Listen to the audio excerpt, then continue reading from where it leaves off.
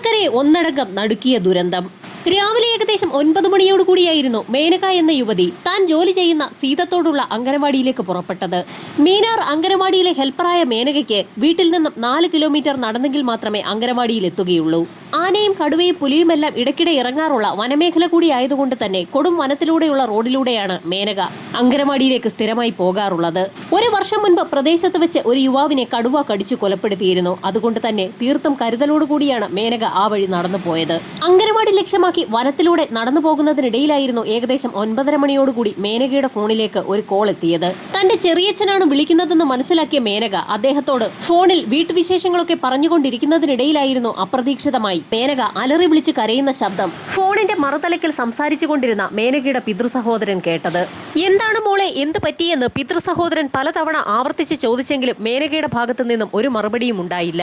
വൈകാതെ mobile phone താഴെ വീഴുകയും കോൾ കട്ടാവുകയും ചെയ്തതിനെ തുടർന്ന് പിതൃസഹോദരൻ വീണ്ടും വിളിച്ചെങ്കിലും മേനക ഫോൺ എടുക്കുന്നുണ്ടായിരുന്നില്ല. മേനകയ്ക്ക് എന്തോ ആപത്ത് സംഭവിച്ചിട്ടുണ്ടെന്ന് മനസ്സിലാക്കിയ പിതൃസഹോദരൻ ഉടൻ തന്നെ വിവരം മേനകയുടെ ബന്ധുക്കളെയും അയൽവാസികളെയും ഒക്കെ അറിയിച്ചു. മേനകയെ വന്യമൃഗങ്ങൾ ഏതെങ്കിലും ആക്രമിച്ച് കാണുമെന്ന് കരുതി വിവരം കേട്ട ഉടൻ തന്നെ നാട്ടുകാരും ബന്ധുക്കളും ഒക്കെ അംഗനവാടി ലക്ഷ്യം വെച്ച് മേനക പോയിട്ടുള്ള ആ വഴിയിലേക്ക് ഓടി. മീനാറിലേക്കുള്ള കാനനപാതയിൽ നാട്ടുകാർ തിരച്ചിൽ ആരംഭിച്ചു. വന്യമൃഗ ആക്രമണമാണ് സംഭവിച്ചിരിക്കുന്നതെന്ന് കരുതി വനപാലകരും തിരച്ചിലിലൊപ്പം ചേർന്നു. എന്നാൽ മേനകയെ ആ പ്രദേശത്തെങ്ങും കണ്ടെത്താൻ നാട്ടുകാർക്കോ വനപാലകർക്കോ കഴിഞ്ഞില്ല. റോഡിന്റെ ഇരുവശങ്ങളിലും മേനകയെ അന്വേഷിച്ചിട്ടും കണ്ടെത്താത്ത സാഹചര്യത്തിൽ അന്വേഷണം വനത്തിലേക്ക് നീണ്ടു. നാട്ടുകാരും വനപാലകരും വിവിധ ഗ്രൂപ്പുകളായി തിരിഞ്ഞ് വനത്തിനുള്ളിൽ തിരച്ചിൽ നടത്തി. മേനക എവിടെയെങ്കിലും പരിക്കേറ്റ് കിടക്കുകയാണെങ്കിൽ തിരച്ചിൽ സംഘത്തിന്റെ വിളി അവൾ കേൾക്കുന്നതിനു വേണ്ടി മേനക എന്ന് ഉറക്കെ വിളിച്ചുകൊണ്ടാണ് നാട്ടുകാരും വനപാലകരുമൊക്കെ വനത്തിനുള്ളിൽ മേനകയെ അന്വേഷിച്ച് നടന്നത്.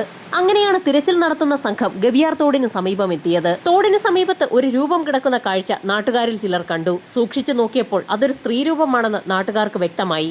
തലഭാഗം വെള്ളത്തിലും ഉടൽ കരയിലുമായുള്ള നിലയിലാണ് ആ സ്ത്രീരൂപം കിടക്കുന്നത്. ചുരിദാറാണ് വേഷം, ടോപ്പ് മാത്രമേ ധരിച്ചിട്ടുള്ളൂ. പാന്റും അടിവസ്ത്രങ്ങളും ധരിച്ചിട്ടില്ല.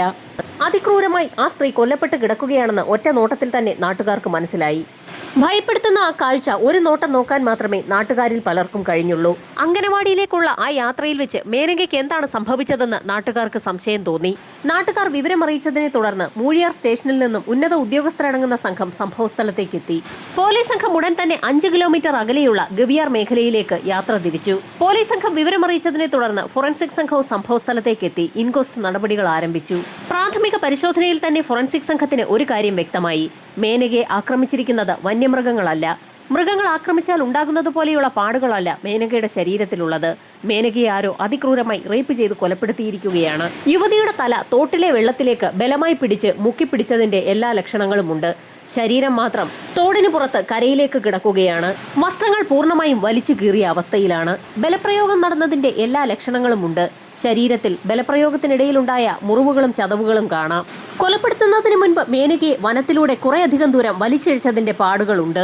കൊലപാതകമാണെന്ന് പോലീസ് സ്ഥിരീകരിച്ചതോടെ അതിനു മുൻപ് നടന്ന ചില കാര്യങ്ങൾ ആ സമയത്താണ് നാട്ടുകാർ പോലീസിന്റെ ശ്രദ്ധയിൽ കൊണ്ടുവന്നത്. മേനകയ്ക്ക് എന്തോ അപകടം പറ്റിയെന്ന് അവരുടെ പിതൃസഹോദരൻ നാട്ടുകാരെ അറിയിച്ച സമയത്തായിരുന്നു നാട്ടുകാർ മീനാർ റോഡിൽ തിരച്ചിൽ ആരംഭിച്ചത്.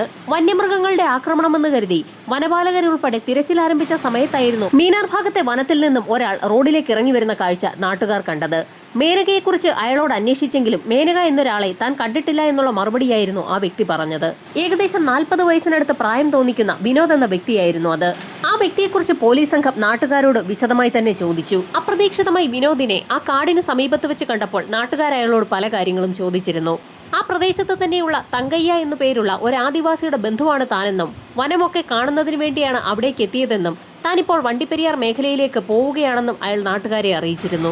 ബസ് അന്വേഷിച്ചാണ് താൻ കാട്ടിൽ നിന്ന് വന്നതെന്നും അയാൾ നാട്ടുകാരോട് പറഞ്ഞിരുന്നു. എന്നാൽ ഇതിനിടയിൽ വിനോദിന്റെ കാലിൽ പറ്റിയിരിക്കുന്ന ചോരപ്പാടുകൾ നാട്ടുകാർ ശ്രദ്ധിച്ചിരുന്നു. സാധാരണയായി മീനാർ ഭാഗത്തുള്ള ആദിവാസികൾ തേനും കുന്തിരിക്കവും എടുക്കുന്നതിനായി വനത്തിലേക്ക് പോകാറുള്ളത് പതിവാണ്. ആ സമയത്ത് അവരുടെ കാലിൽ അട്ട കടിക്കാറുമുണ്ട്. അങ്ങനെയായിരിക്കാം വിനോദിന്റെ കാലിൽ ചോര പറ്റിയിരിക്കുന്നതെന്ന് നാട്ടുകാർ കരുതിയിരുന്നു. വിനോദിന്റെ കാലിൽ ചോര പറ്റിയിരിക്കുന്നതെന്ന് തങ്ങൾ കരുതിയെന്നും നാട്ടുകാർ പോലീസിനോട് പറഞ്ഞു. ആ പ്രദേശത്ത് വെച്ച് സംശയാസ്പദമായ നിലയിൽ ആരെയെങ്കിലും കണ്ടിരുന്നോ എന്നുള്ള പോലീസിന്റെ ചോദ്യത്തിനാണ് നാട്ടുകാർ ഇത്രയും കാര്യങ്ങൾ പറഞ്ഞത്. നാട്ടുകാരുടെ മൊഴി കേട്ട ഉടൻ തന്നെ പോലീസ് സംഘം ഗവിയിലെ ബസ് സ്റ്റോപ്പിലേക്ക് പുറപ്പെട്ടു. ഗവിയിൽ നിന്ന് വണ്ടിപ്പെരിയാറിലേക്ക് ഇടയ്ക്കിടെ KSRTC ബസ്സുകളുണ്ട്. ബസ് സ്റ്റോപ്പിലെത്തി പോലീസ് സംഘം അന്വേഷണം നടത്തിയെങ്കിലും അവിടെയെങ്ങും വിനോദിനെ കണ്ടെത്താൻ കഴിഞ്ഞില്ല. എന്നാൽ വിനോദിനെ പോലെ ഒരു ചെറുപ്പക്കാരൻ വണ്ടിപ്പെരിയാറിലുള്ള ബസ്സിലേക്ക് കയറി പോയതായി അവിടെയുള്ള ആളുകളെ ചോദ്യം ചെയ്തതിൽ നിന്നും പോലീസ് സംഘത്തിന് സ്ഥിരീകരണം ലഭിച്ചു. അത് മാത്രവുമല്ല, ബസ് സ്റ്റോപ്പിലുണ്ടായിരുന്ന ആളുകളുടെ മൊഴി അനുസരിച്ച് വിനോദ് എന്ന വ്യക്തിക്കൊപ്പം ഒരു പെൺകുട്ടി കൂടി ഉണ്ടായിരുന്നു. പത്തനംതിട്ടയിൽ നിന്നും കുമളിയിലേക്കുള്ള KSRTC ബസ്സിലാണ് ഒരു കുട്ടിയുമായി ഇയാൾ അടിയന്തരമായി കയറിപ്പോയത്. ഇതോടുകൂടി പോലീസിന്റെ നീക്കവും വേഗത്തിലാക്കി. ബസ് ഗവിയിൽ നിന്ന് പുറപ്പെട്ട സമയം കണക്ക് കൂട്ടിയാൽ വള്ളക്കടവ് ചെക്ക് പോസ്റ്റ് പിന്നിടാനുള്ള സാധ്യത കുറവാണ്. ഉടൻ തന്നെ മൂഴിയാർ പോലീസ് വണ്ടിപ്പെരിയാർ പോലീസിനെയും വള്ളക്കടവ് ചെക്ക് പോസ്റ്റിലും വിവരം അറിയിച്ചു. പ്രതിയെന്ന് സംശയിക്കുന്ന വ്യക്തി കുമളിക്കുള്ള ബസ്സിൽ കയറിയിട്ടുണ്ട്. മെലിഞ്ഞ ശരീരമുള്ള വ്യക്തി ഷർട്ടും ചുവന്ന നിറത്തിലുള്ള മുണ്ടുമാണ് ധരിച്ചിരിക്കുന്നത്. കൂടെ ഒരു പെൺകുട്ടിയുമുണ്ട്. മൂഴിയാർ പോലീസ് നൽകിയ വിവരമനുസരിച്ച് വണ്ടിപ്പെരിയാറിൽ നിന്നുള്ള പോലീസ് സംഘം വള്ളക്കടവ് ചെക്ക് പോസ്റ്റ് ലക്ഷ്യം വെച്ച് നീങ്ങി. വണ്ടിപ്പെരിയാറിൽ നിന്നും 9 കിലോമീറ്റർ അകലെയാണ് ഇടുക്കി പത്തനംതിട്ട ജില്ലാ അതിർത്തിയിലെ വള്ളക്കടവ് ചെക്ക് പോസ്റ്റ്. ചെക്ക് പോസ്റ്റിലെ വനം വകുപ്പിനെയും പോലീസ് എയ്ഡ് പോസ്റ്റിലും പോലീസ് സംഘം നേരത്തെ തന്നെ വിവരം അറിയിച്ചിരുന്നു. പത്തനംതിട്ട കുമളി KSRTC ബസ് എത്തിയാൽ തന്നെ ചെക്ക് പോസ്റ്റിൽ തടയണം. ഗവിയിൽ നിന്ന് 18 കിലോമീറ്റർ ദൂരമുണ്ട് ചെക്ക് പോസ്റ്റിലേക്ക്. വനപാതയിലൂടെ വളരെ പതുക്കെയാണ് ബസ് കുമളിയിലേക്ക് നീങ്ങിയിരിക്കുന്നത്. പോലീസ് സംഘം വള്ളക്കടവിൽ എത്തിയെങ്കിലും KSRTC ബസ് എത്തിയിരുന്നില്ല. അല്പം കൂടി കാത്തു നിൽക്കാൻ പോലീസ് സംഘം തീരുമാനിച്ചു. പെട്ടെന്നാണ് ഹോൺ മുഴക്കിക്കൊണ്ട് 11:45 ഗവി ഭാഗത്തു നിന്നും KSRTC ബസ് എത്തുന്നത് പോലീസ് സംഘത്തിന്റെ ശ്രദ്ധയിൽപ്പെട്ടത്. ഉടൻ തന്നെ ചെക്ക് പോസ്റ്റിലെ ബാരിയർ താഴ്ത്താൻ പോലീസ് നിർദ്ദേശം നൽകി. കൈ കാണിച്ച് KSRTC ബസ് അവിടെ തന്നെ നിർത്തിക്കുകയും ചെയ്തു. ശേഷം പോലീസ് സംഘം 2 ഗ്രൂപ്പുകളായി തിരിഞ്ഞ് മുന്നിലെയും പിന്നിലെയും വാതിലിലൂടെ അതിവേഗമാണ് KSRTC ബസ്സിനുള്ളിലേക്ക് ഇരച്ചു കയറിയത്. KSRTC ബസ്സിനുള്ളിൽ നടത്തിയ തിരച്ചിലിൽ നിന്നും മൂഴിയാർ സ്റ്റേഷനിൽ നിന്ന് നൽകിയ നിർദ്ദേശങ്ങൾ അനുസരിച്ച് അതേ രീതിയിൽ വസ്ത്രം ധരിച്ച ഒരു ചെറുപ്പക്കാരനെ പോലീസ് സംഘം കണ്ടെത്തുകയും ചെയ്തു. താൻ ഗവിയിൽ നിന്നാണ് വരുന്നതെന്നും വണ്ടിപ്പെരിയാറിലേക്കാണ് പോകുന്നതെന്നും ചെറുപ്പക്കാരൻ പോലീസിനോട് പറഞ്ഞു. അയാളുടെ സംസാരത്തിലുണ്ടായിരുന്ന പരുങ്ങൽ പോലീസ് പ്രത്യേകം ശ്രദ്ധിക്കുകയും ചെയ്തു. അയാൾക്കൊപ്പം ബസ്സിൽ ഒരു പെൺകുട്ടി കൂടി ഉണ്ടായിരുന്നു.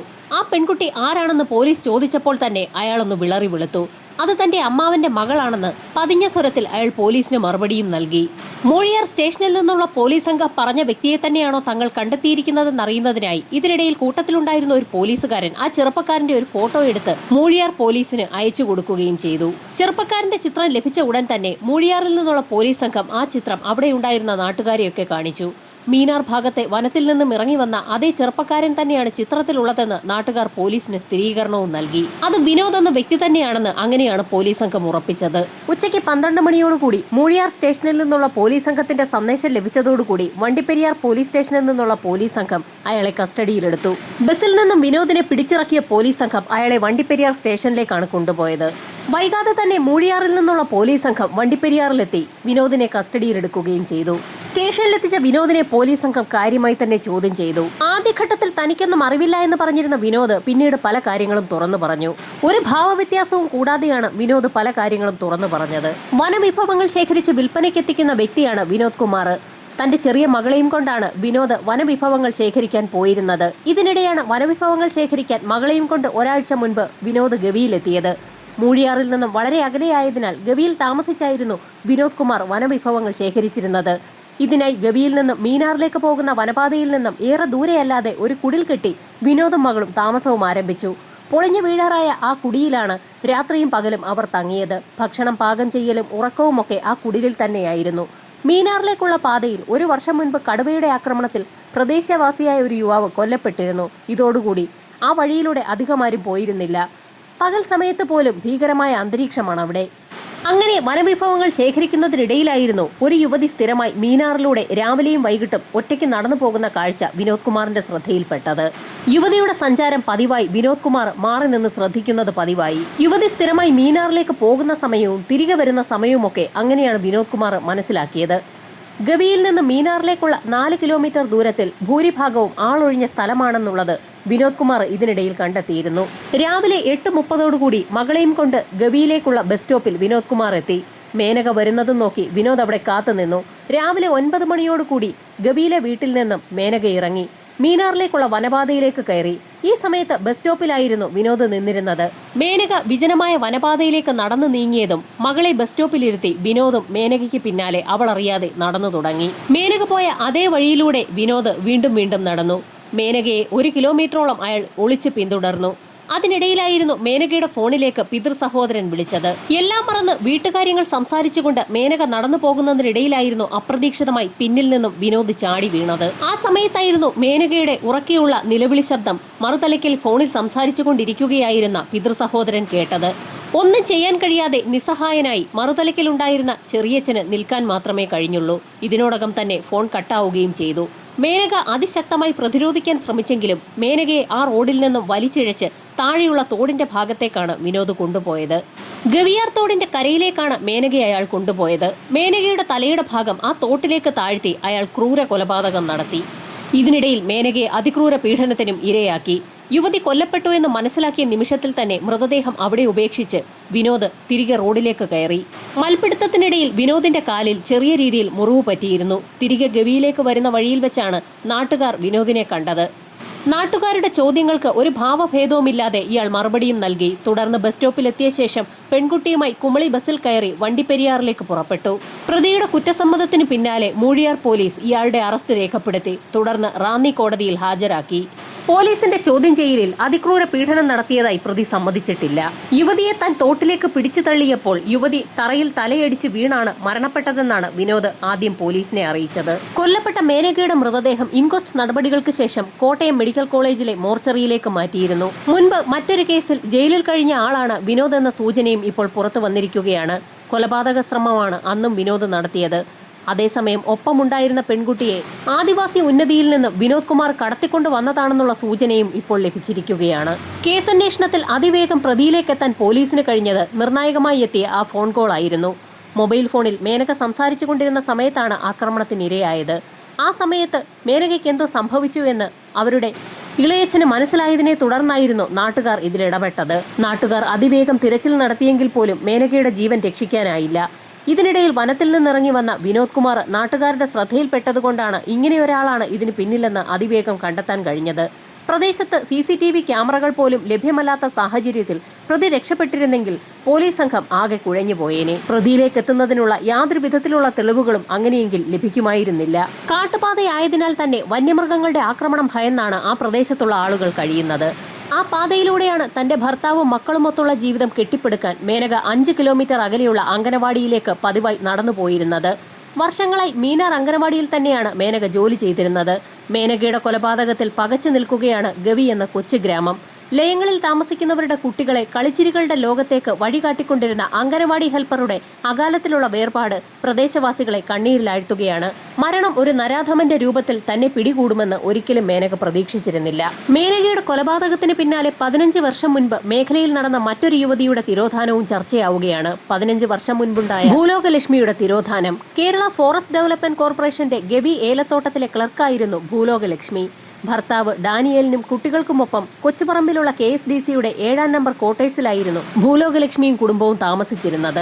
ഭർത്താവ് സ്ഥലത്തില്ലാതിരുന്ന ഒരു രാത്രിയിൽ ഭൂലോകലക്ഷ്മിയെ ദുരൂഹ സാഹചര്യത്തിൽ കാണാതെയാവുകയായിരുന്നു. സംഭവം നടക്കുന്ന ദിവസം ജോലി കഴിഞ്ഞ് വൈകിട്ട് 6ഓടുകൂടി അവർ ക്വാർട്ടേഴ്സിൽ തിരിച്ചെത്തിയതായി സമീപവാസികൾ പറയുന്നു. കുട്ടികളുമൊത്ത് നാട്ടിലേക്ക് പോയ ഭർത്താവിനോട് രാത്രി 8 മണി വരെ ഭൂലോകലക്ഷ്മി ഫോണിൽ സംസാരിച്ചിരുന്നു. തൊട്ടടുത്ത ദിവസം രാവിലെ പലതവണ ഭർത്താവ് ഡാനിയേൽ വിളിച്ചെങ്കിലും ഭൂലോകലക്ഷ്മി ഫോൺ എടുത്തില്ല. കുളിക്കുകയോ മറ്റുമാകുമെന്ന് കരുതി പലതവണ വീണ്ടും വിളിച്ചു നോക്കിയെങ്കിലും ലക്ഷ്മി ഫോൺ എടുക്കാത്തതിനെ തുടർന്ന് ഭർത്താവ് ക്വാർട്ടേഴ്സിലേക്ക് മടങ്ങിയെത്തിയിരുന്നു. എന്നാൽ ഭൂലോകലക്ഷ്മിയെ അവിടെയെങ്ങും കണ്ടെത്താൻ കഴിഞ്ഞില്ല. ക്വാർട്ടേഴ്സ് ആകട്ടെ പൂട്ടിയ നിലയിലായിരുന്നു. ജോലിസ്ഥലത്ത് അന്വേഷിച്ചപ്പോൾ ലക്ഷ്മി അവിടെ എത്തിയിട്ടില്ല എന്നുള്ള മറുപടിയാണ് ദാനിയേലിന് ലഭിച്ചത്. ഗവിയും പരിസര പ്രദേശങ്ങളും കാടും മലയുമെല്ലാം അരിച്ചു പറക്കിയെങ്കിലും ലക്ഷ്മിയെ കണ്ടെത്താൻ കഴിഞ്ഞില്ല. ലക്ഷ്മിയെ കാണാതായതിന്റെ തലേ ദിവസം രാത്രിയിൽ ക്വാർട്ടേഴ്സിന് സമീപത്ത് ഒരു വാഹനം വന്നിരുന്നതായി നാട്ടുകാർ പോലീസിന് മൊഴി നൽകിയിട്ടുണ്ട്. എന്നാൽ പോലീസുകാരുടെ അന്വേഷണം ഇതുവരെയും എങ്ങും എത്തിയിട്ടില്ല. പുറത്തുനിന്നും വരുന്ന വാഹനങ്ങൾക്ക് ചെക്ക് പോസ്റ്റ് കടക്കാതെ ഗവിയിലെത്താൻ കഴിയുകയില്ല. ഇത് സംബന്ധിച്ച് ചെക്ക് പോസ്റ്റ് ഡ്യൂട്ടിയിലുണ്ടായിരുന്നവരെ പോലീസ് സംഘം ചോദ്യം ചെയ്തെങ്കിലും നിർണായകമായ വിവരങ്ങളൊന്നും തന്നെ ലഭിച്ചില്ല. ലോക്കൽ പോലീസിന്റെ അന്വേഷണത്തിൽ തൃപ്തി വരാത്ത സാഹചര്യത്തിൽ കേസന്വേഷണം പിന്നീട് ക്രൈംബ്രാഞ്ച് സംഘം ഏറ്റെടുത്തെങ്കിലും ലക്ഷ്മിയുടെ തിരോധാനത്തെക്കുറിച്ച് ഒന്നും തന്നെ കണ്ടെത്താൻ ക്രൈംബ്രാഞ്ച് സംഘത്തിനും കഴിഞ്ഞില്ല. ലക്ഷ്മിയെ കാണാതായ അതേ വനമേഖലയിൽ വെച്ച് തന്നെയാണ് ഇപ്പോൾ മേനകയും കൊല്ലപ്പെട്ടിരിക്കുന്നത്. കേരളക്കരെ ഒന്നടങ്കം നടുക്കിയ മേനക കൊലക്കേസിൽ പോലീസ് സംഘം വൈകാതെ തന്നെ കുറ്റപത്രം കോടതിയിൽ സമർപ്പിക്കും. വിചാരണ ആരംഭിക്കുന്ന സാഹചര്യത്തിൽ പ്രതി വിനോദിന് കോടതി വിധിക്കുന്ന ശിക്ഷ എന്താണെന്നുള്ളത് കാത്തിരുന്നു തന്നെ കാണാം.